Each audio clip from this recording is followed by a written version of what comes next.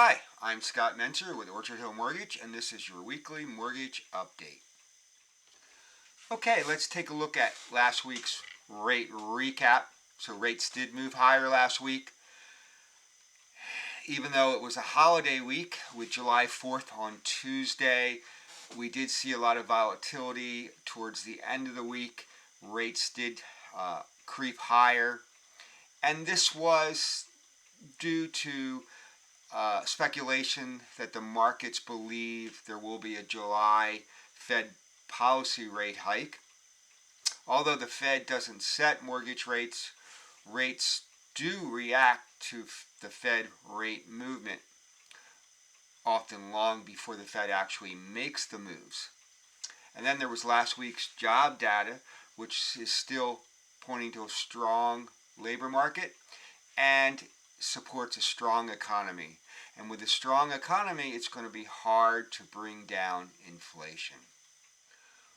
Let's take a look at the rate forecast for this week.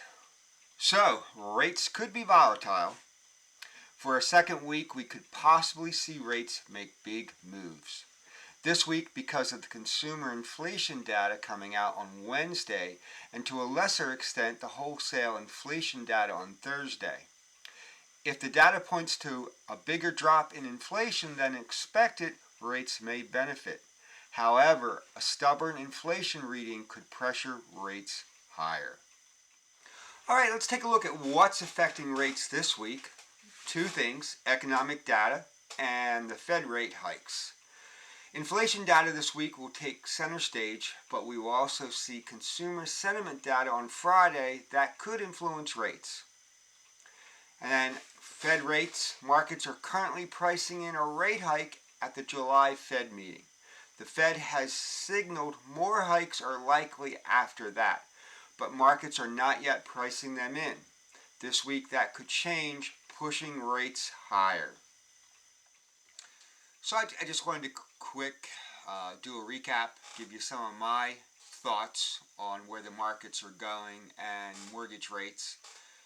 In the month of June, rates were hovering around 7.125%, and for most of the month.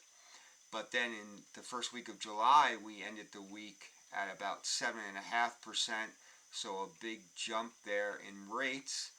I thought, 7 was going to be our new norm. Everybody seemed to be comfortable with that, but now it looks like we're going to move higher. The Fed all along has been saying they want to get the inflation rate down to 2% or below, and that they're going to continue increasing their Fed policy rate until that happens. So right now, they're really trying to slow the economy.